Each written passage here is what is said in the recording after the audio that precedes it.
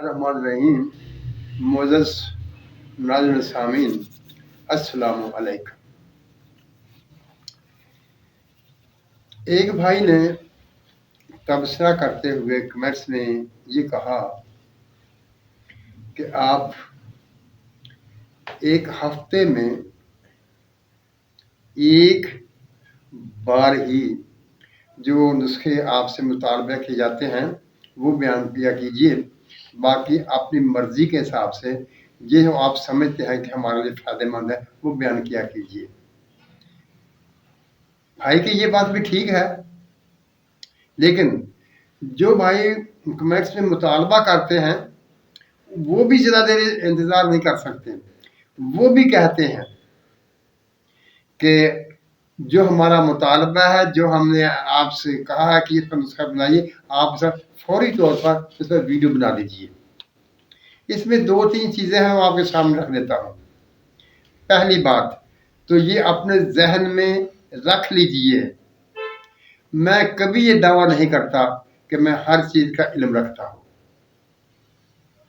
कोई इंसान भी ये दावा नहीं कर सकता, खास तौर मैं तो ये दावा नहीं करता।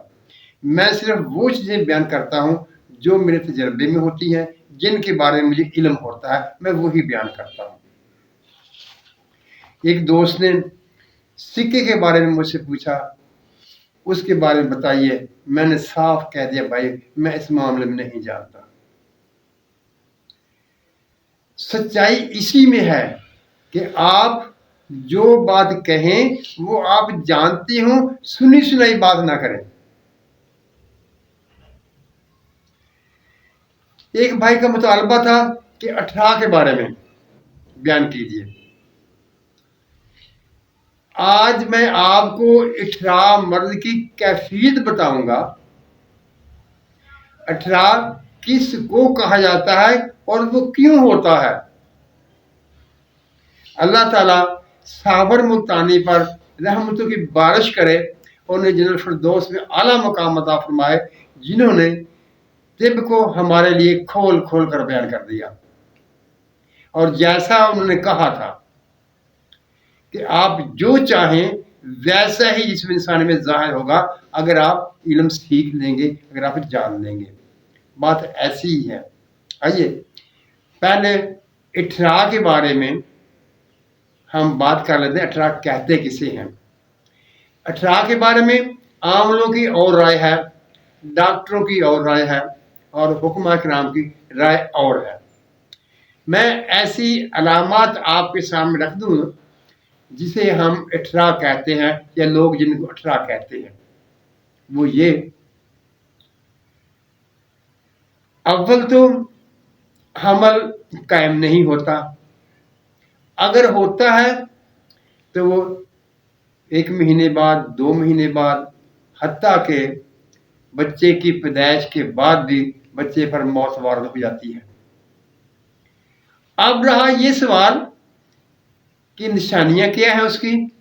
अगर पैदाइश के बाद बच्चे की मौत वाक़ई होती है तो उसकी निशानी ये होती है कि उसके जिस्म पर स्याह रंग के दाग पड़ने शुरू हो जाते हैं। अगर डिलीवरी से पहले, बच्चे की पैदाइश से पहले हमल ज़ाय हो जाता है तो उसमें वो जो लोथड़ा होता है, जो बच्चे का वो जिस्म थोड़ा सा बना हुआ होता है, उसमें भी ये अलामतें पाई जाती हैं और उसमें तफन पाया जाता है, यानी उसके आज़ाद गलना शुरू हो जाते हैं। अब आइए देखते हैं कि इन चीजों का मतलब क्या है। क्या आपने कभी ये सोचा कि जिस्म में जब पीप पड़ती है तो उसके लिए कैसा माहौल दरकार होता है, तब पीप पड़ती है। और एक ज़िमनी सी बात है, मैं और भी आप सबके गोश गुजार कर दूं, कैंसर जो एक बड़ी नामुराद बीमारी है और बड़ी तकलीफ दे होती है, अगर वो गोमड़ी की शक्ल में है, अगर वो गिल्टियों की शक्ल में है, शक्ल उसकी, तो आपने क्या करना है, اس میں پیپ ڈال دینی ہے. اگر تو آپ ان میں پیپ ڈالنے میں کامیاب ہو گئے تو اس کے جسم سے کینسر کی علامات ختم ہو جائیں گی، کینسر کے اثرات ختم ہو جائیں گے. اور یہ ایک ایسا طریقہ کار ہے جو اس کے لیے مکمل طور پر شفا کا ضامن ہوتا ہے. یعنی آپ نے وہ کینسری گلڈی میں پیپ ڈالنی ہے. کسی بھی طریقے سے کوئی بھی دوائی استعمال کر کے جب آپ اسے پیپ ڈال دیں گے تو وہ کینسر سے نجات پا جائے گا اور دوبارہ کبھی اس پر کینسر نہیں ہوگا. بات شروع کی تھی پیپ پڑنے کے لیے کہ کیسا ماحول چاہیے. پیپ پڑنے کے لیے ایک تو وہاں پر رطوبت چاہیے، دوسرا وہاں پر گرمی چاہیے. رطوبت اور گرمی جب دونوں ملیں گے تو آہستہ آہستہ وہاں پیپ پڑنا شروع ہو جائے گی، وہ اعضا گلنا شروع ہو جائے گا. اب دیکھتے ہیں گرمی کہاں سے ملے گی اور رطوبت کہاں سے ملے گی. جتنی تحریکیں انسانی جسم کی ہیں ان میں سے 3 کیمیائی ہیں اور 3 مشینی ہیں. مشینی تحریکوں میں رطوبت جمع نہیں ہو سکتی، وہ 3 گئیں، باقی 3 بچ گئیں. یعنی 3 مشینی تھیں، 3 کیمیائی تھیں. مشینی تحریکوں میں پیپ یا رطوبت جمع نہیں ہو سکتی، لہذا وہ 3 گئیں، باقی 3 رہ گئی. اصابی غدی، عضلاتی اصابی اور غدی عضلاتی، یہ 3 کیمیائی تحریک ہیں. اب ہم نے یہ فیصلہ کرنا ہے کہ ان میں سے پیپ کس میں پڑے گی. میں نے 2 چیزیں کہی تھی، رطوبت اور گرمی. اصابی میں گرمی نہیں ہے، عضلاتی میں گرمی نہیں ہے، غدی میں گرمی ہے. یعنی جب غدی تحریک ہوگی تو پیپ پڑے گی. یہ ایک ضمنی بات جی میں نے آپ کے سامنے رکھ دی. اب اس بات کی طرف لوٹتے ہیں. اٹھرا. اٹھرا بھی ایک ایسی مرض ہے جہاں پر پیپ پڑتی ہے، پیپ پڑنے کے ماحول پیدا ہو جاتے ہیں. اس کے لیے غدی عضلاتی تحریک ہوتی ہے. غدی عضلاتی تحریک ہوتی ہے تو اس میں سفراج جسم میں جمع ہوتا ہے، خارج نہیں ہوتا، اور اس کے ساتھ گرمی ہوتی ہے تو وہاں پیپ پڑ جاتی ہے. اٹھرا کے لیے بھی یہی نبض ہے. یعنی اگر سادہ لفظوں میں بیان کروں تو جب جگر خراب ہوگا تو اس کے نتیجے میں اٹھرا کا مرض عورتوں میں پیدا ہوگا.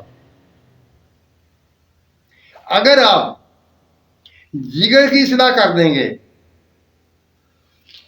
تو اٹھرا کا مرض ٹھیک ہو جائے گا. عملیات سے بھی لوگ اس کا علاج کرتے ہیں، وہ تو صاف قرآن میں موجود ہے کہ اس میں لوگوں کے لیے شفا ہے. اسی طرح سے ہومیوپیتھک والے بھی کرتے ہیں، ایلوپیتھک والے بھی کرتے ہیں، انگریزی والے بھی کرتے ہیں، دیسی والے بھی کرتے ہیں. لیکن اصول اس کا ایک ہے، اگر آپ نے جگر کی اصلاح کر لی تو اٹھرا کا مرض ختم ہو جائے گا.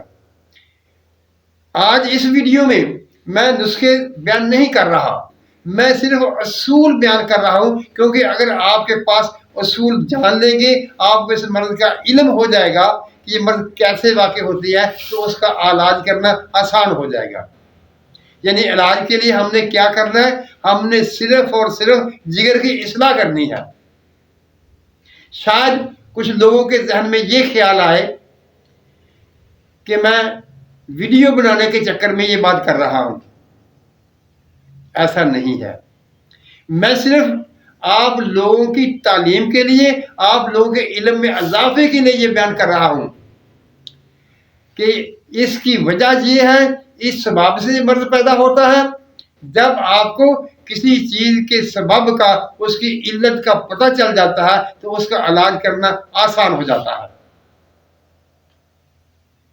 اب ہمیں یہ پتہ چل گیا، جو میں نے آپ کے سامنے بات رکھ دی کہ जिगर की खराबी की वजह से अठरा होता है, तो आपको यकीन होना चाहिए कि यही बात है, हमने जिगर का इलाज करना है तो अठरा का इलाज हो जाएगा। अब हम देखते हैं जो नुस्खे बयान किए गए हैं अठरा के लिए, वो मुख्तलिफ तरह के नुस्खे हैं, कोई किसी तरह का, कोई किसी तरह का, लेकिन वही नुस्खा कामयाब होगा जिसमें जिगर की इस्लाह की गई होगी। हमें नुस्खों की छांटी करने का भी एक तरीका मिल गया कि हमें जिगर की इस्लाह के लिए जो नुस्खे इस्तेमाल करेंगे वही अठरा के लिए कामयाब होंगे। मोअज़्ज़िज़ सामीन, मैं जो इस बात पर जोर दे रहा हूं कि पहले इल्म होना चाहिए, इसके बाद उसका इलाज होना चाहिए। कोई भी मर्ज होगी तो पहले उसकी आप तहकीकात करेंगे, उसके बारे में इल्म हासिल करेंगे और फिर उसके बाद में इलाज करेंगे।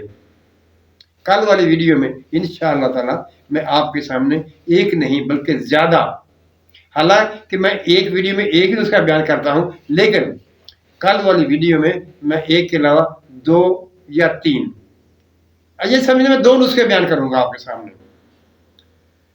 जो अठरा के लिए यकीनी और हतमी होंगे, और आप उन नुस्खों से किसी की तकलीफ को आसान कर सकेंगे। इंशाअल्लाह ताला ऐसा ही होगा। आप भी खुदा के यहाँ सुरखरू होंगे और मैं भी खुदा के यहाँ सुरखरू होऊंगा कि मैंने एक चीज आपके सामने बयान कर दी, आपको पहुंचा दी। मैं ये चाहता हूं कि जो चीजें मैं जानता हूं उनका कोई तो जानने वाला हो, उसका इल्म किसी को तो हो, ताकि वो लड़ी, वो सिलसिला चलता रहे, उससे इंसानी को फायदा होता रहे और अल्लाह ताला उसमें से मेरे हिस्से का सवाब मेरे नामे अमाल में जमा करता रहे। मोअज़्ज़िज़ सामीन, एक बात मैं और आज कहना चाहता हूं, सबसे ज्यादा बेहतर इंसानियत की खिदमत है। अगर आपसे आमाल में कुछ कमी वाक़ई हो जाती है तो वो तो अल्लाह माफ कर देगा, क्योंकि वो कादिर करीम है, गफूर रहीम है। लेकिन अगर आपने इंसानों में से, अपने भाई बहनों में से किसी के साथ ज्यादती की होगी, किसी का हक मारा होगा, तो वो माफ नहीं करेगा। कोशिश कीजिए कि आप अपने बहन भाइयों के, अपने इंसानों के, जिसे हकूकुल इबाद कहते हैं, उनसे बच कर रहिए, उनका ख्याल रखिए, ताकि, क्योंकि हम मुसलमान हैं, हम आखिरत पर यकीन रखते हैं।